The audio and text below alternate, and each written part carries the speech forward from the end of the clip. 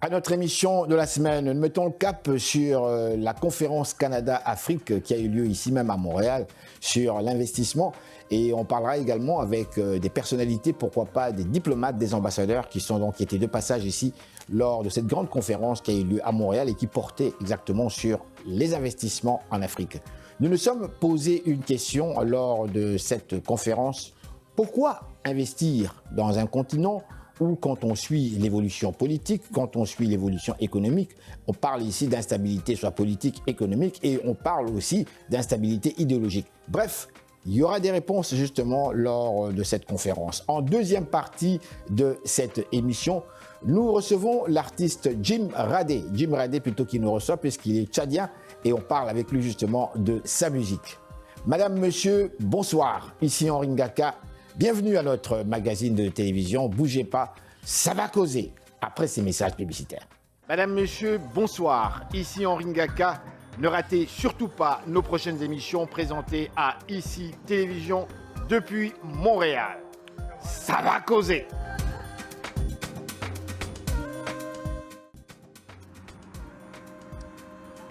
Et nous voilà de retour à notre magazine de télévision. Madame, monsieur, nous parlons aujourd'hui de cette conférence qui a lieu à Montréal.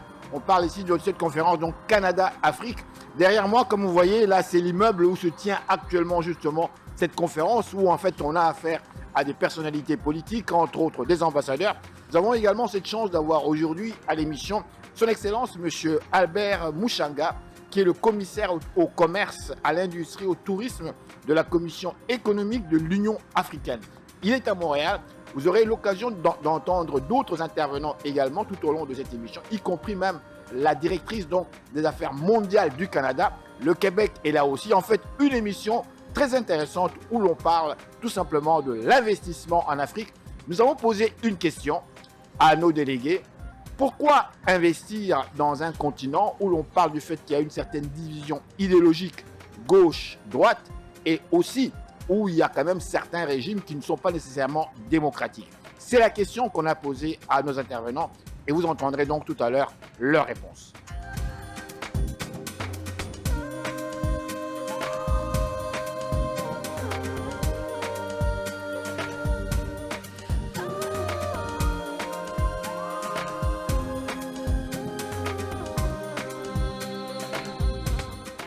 And Canadian investments on the continent as well have been growing at a 12% annual growth rate from 2018 to 2022. Of course, we're starting from a low benchmark. That just means there is lots of room to grow. And I think that we are seeing momentum in interest in doing business between Canada and Africa. And this is where I call on my 20 years of being an Africa watcher, that I believe we are at a turning point. I don't, in my career, I haven't seen this kind of interest from such a varied range of actors in both the Canadian government and the Canadian population. I think it is a reflection of a changing Canada with more diversity and a desire to expand our diversity of markets. I think it is a recognition of the change on the continent. And I think the African Union plays a key role and has played a key role in that, in bringing a unified African voice to many fora. As we all take steps towards economic recovery, Canada remains focused on steering its efforts to restore mutually beneficial supply chains, strengthen and diversify trade relationships, and support rules-based trade.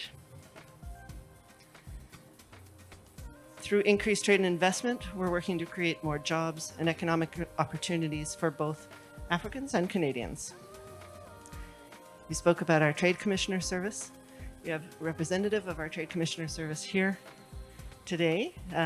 We mentioned our Trade Commissioner Service in the field. We have 22 offices. We also have 6 regional offices across the country, one of which is here in Montreal, and we have our representative here. We have the Export Development Canada, which offers trade knowledge, export credit, and insurance services to Canada, Canadian and international firms. Canadian Commercial Corporation, providing government-to-government contracting, and they are currently delivering substantial infrastructure and aerospace contracts in Africa, as well as opportunities in clean tech, infrastructure, and ICT. We can't speak about Canada and investment in Africa without speaking about mining and extraction.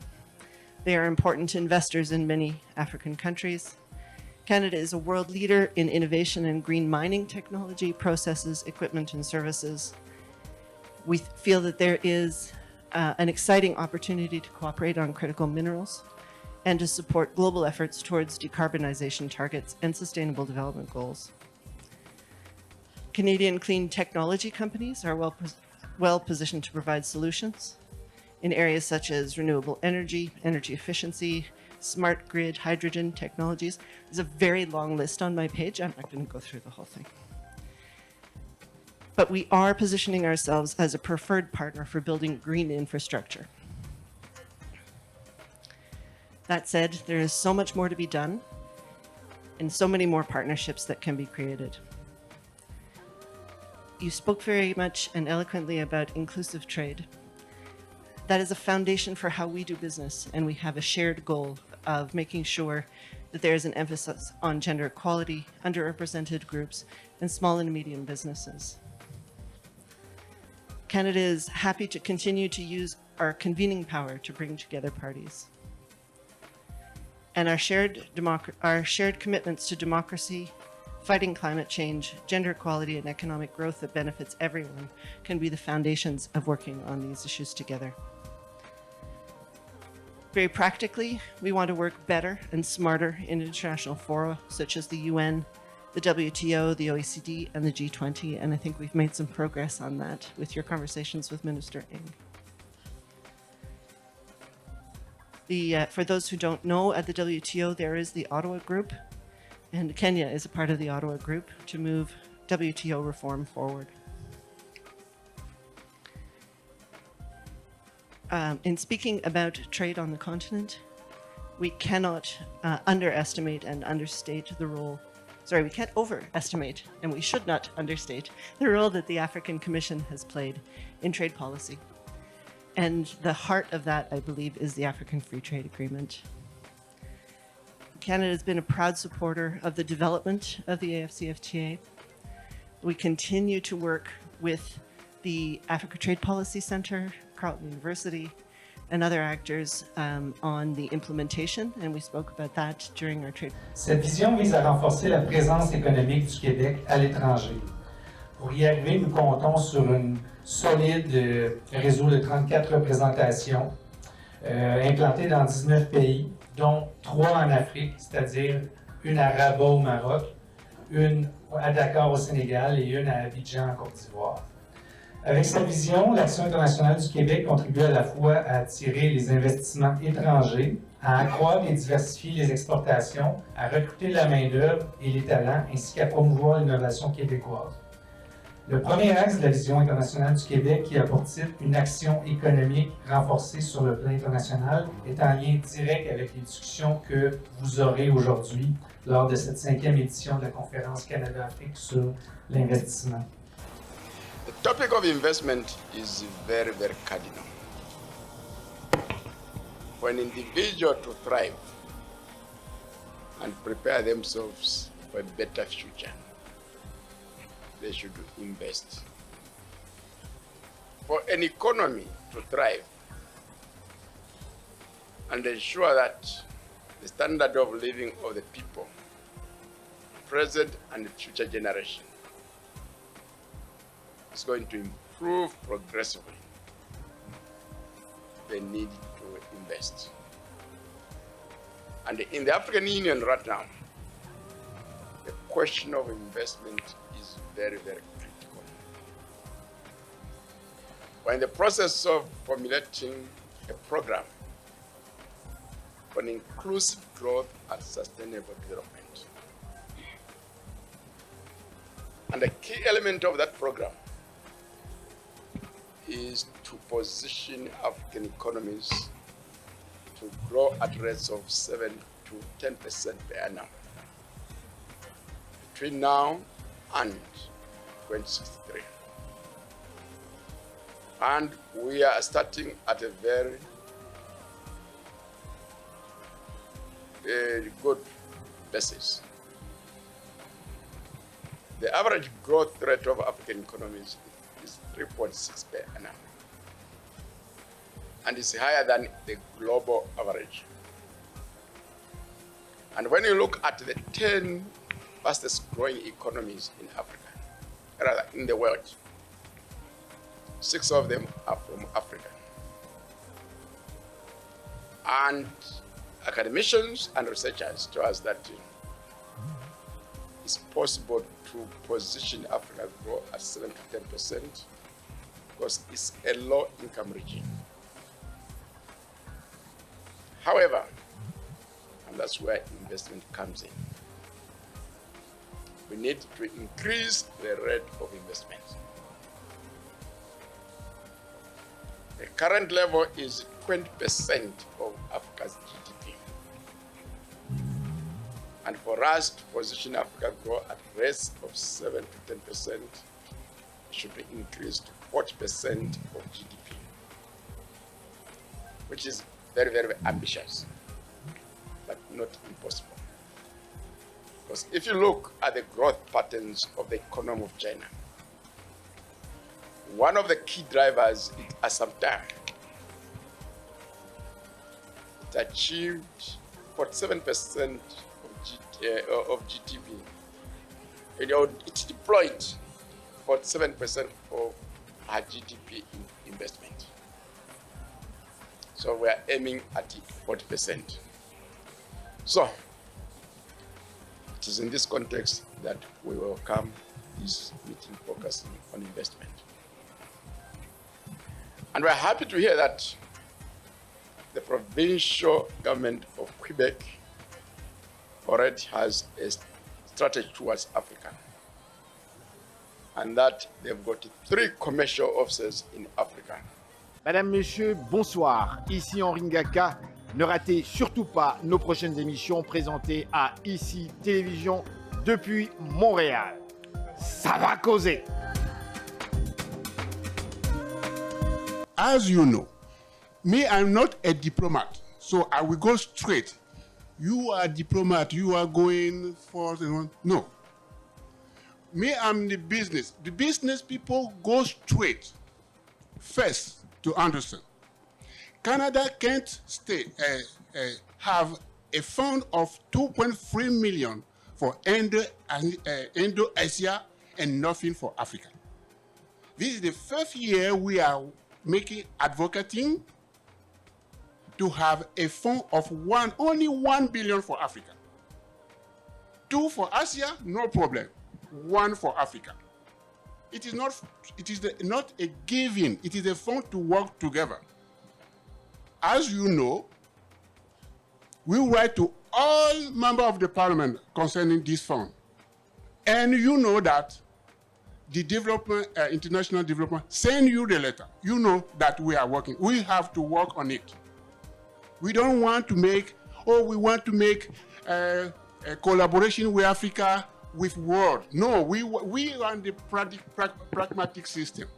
This is the most important message I want to say today. Second, as you know, African diaspora, the contribution financially of the diaspora is more than every kind of financing going to Africa.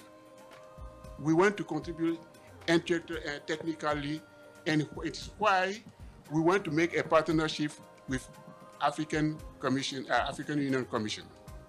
This is the second message I want to say. One message for African Union, one message for the African, comment vous appelez ça? Votre ministère, aide-moi un peu. Affaires mondiales Canada. Voilà. Now, people in Africa are listening to us. We have a job to do in Africa. Africa have to be changed because the challenges we have, one of the challenges is we have 1.4 million population. more than 60% of this population have less than 24 years old. Every 15 years or 25 years, the population double. So we can't stand by. The technology is pushing us. So we have to create not only jobs, to create enterprise. I have this year, here in Canada, 5 people training. And the lady here came from France. They need place to make training, and they have to go to the companies to do that.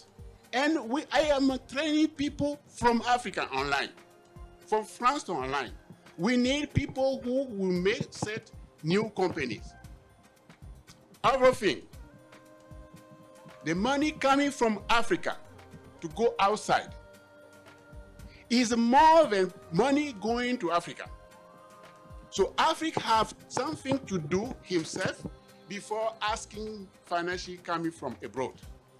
This is difficult discussion we need to have among us as Africans. For the young people, I don't want to waste your time talking about the potential for Africa in raw materials. 60% of the land to make agriculture is in Africa. Many things. I don't want to waste your time on this.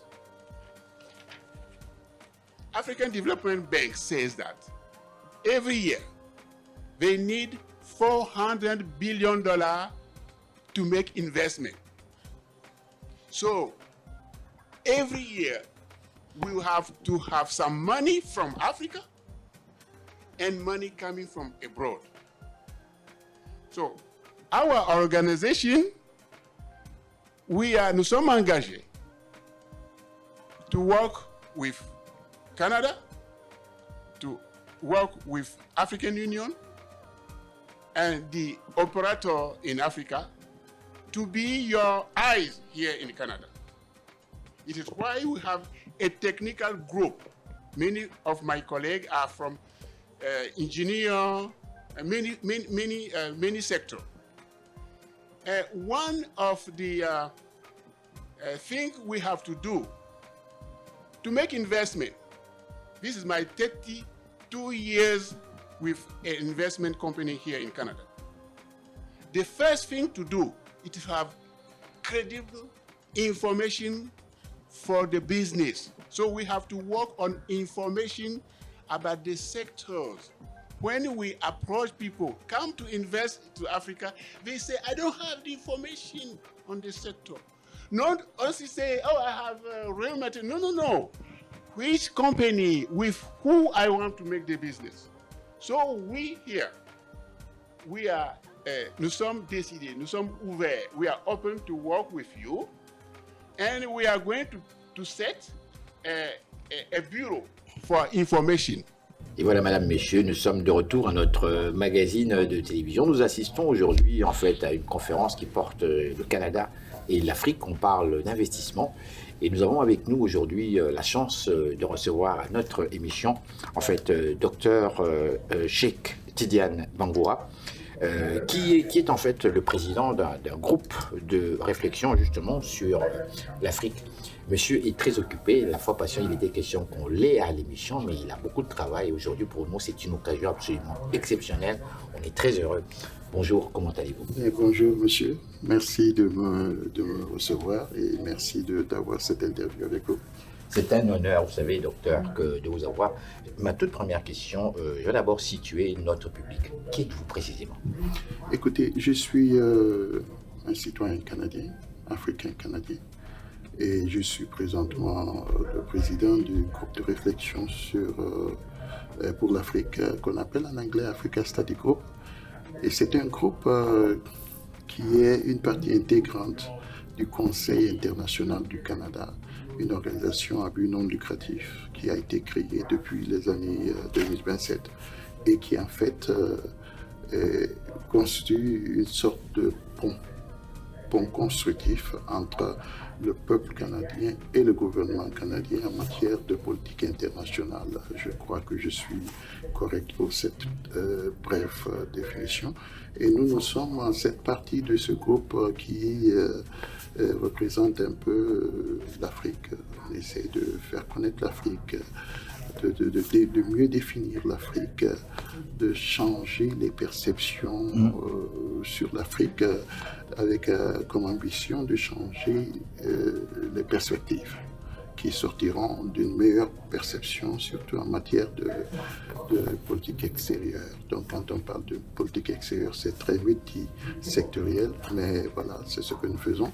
Et cette organisation a été créée en 2007 par des anciens ambassadeurs canadiens qui évoluaient en Afrique, qui sont rentrés, et tels que Bob Fala, tels que l'ambassadeur Weinberger, tels que Feu Tony Hallyday, des ambassadeurs qui sont éminents dans la politique canadienne. Et ils ont créé cette organisation, et puis j'étais un des membres fondateurs. Et sinon, moi personnellement, je suis un ancien fonctionnaire des Nations Unies. Là, j'ai terminé un peu la carrière après un peu plus de 20 ans. J'ai travaillé à la Commission pour le droit du commerce international, à l'ONUDI, ensuite à la Commission des Nations Unies, à l'Office des Nations Unies contre les drogues et les crimes. Mais aussi, mon dernier poste, j'étais le conseiller principal pour le procureur de la Cour pénale internationale pour le Rwanda, donc basé à Arusha. Et là, je suis rentré et je me suis dit, c'est mon devoir de continuer ce qu'on a créé. Donc, prendre en charge cette organisation où nous avons à peu près plus de 300 membres, beaucoup de diplomates, des gens de la diaspora, des intellectuels. Comme je vous dis, nous essayons de changer la perception pour changer les perspectives qui découlent de cette perception quand il s'agit de l'Afrique. Et nous essayons d'entraîner les Africains à la discussion. Nous les amenons à collaborer, à participer à la vie canado-africaine. Docteur, vous avez mentionné des éléments très très intéressants. Entre autres, parlant comme tel, vous avez travaillé quand même, vous avez fait carrière au sein de l'organisation du système, disons, onusien comme tel, qui est quand même quelque chose d'extra. Pour moi, c'est vraiment formidable. J'aurais eu une question par rapport même à l'organisation même des Nations Unies, mais je la remets un peu de côté. Bon, je vais revenir sur cette question. On va parler beaucoup plus du sujet qui me concerne. Aujourd'hui, on parle des investissements en Afrique. Tout à l'heure, j'ai entendu son Excellence parler du fait que c'est important pour les pays occidentaux, pour l'Amérique du Nord, d'investir en Afrique. Il a mentionné l'Europe comme telle, l'évolution de l'Europe après cette guerre et tout ça, qui a quand même, qui a pu progresser avec différentes organisations telles que le marché commun et autres. Mais ma question ici, pourquoi selon vous, les partenaires économiques occidentaux et nord-américains devraient-ils investir en Afrique comme tel, un continent qui semble divisé idéologiquement. D'une part, on a l'Est et l'Ouest, et de l'autre côté, où on parle pas, où il y a quand même, où la démocratie, quelque part dans certains pays, fait encore défaut. Écoutez, les divisions politico-économiques ne sont pas un frein à l'investissement. C'est tout à fait le contraire. L'investissement, c'est la pièce angulaire de tout développement.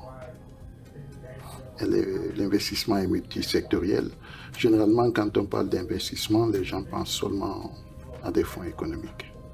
L'investissement, c'est d'abord, disons, un déploiement vers l'homme, vers la personne. Lorsqu'on prend les situations d'insécurité, tous les pays sont passés par des situations d'économie, d'insécurité extrêmement graves dans tous les continents. Qu'est-ce qui a aidé à résoudre ces problèmes? C'est les investissements. L'investissement multisectoriel qui a permis de résoudre ces problèmes. Il s'agit de faire de telle sorte que l'investissement soit fait de façon correcte, qu'on tienne compte des réalités de chaque pays et non pas qu'on fasse de copier-coller. Et c'est là que le bas blesse. Lorsqu'on investit en Afrique, il faut écouter les Africains, il faut travailler avec les Africains.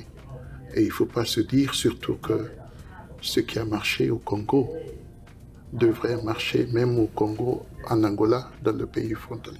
On a 54 pays.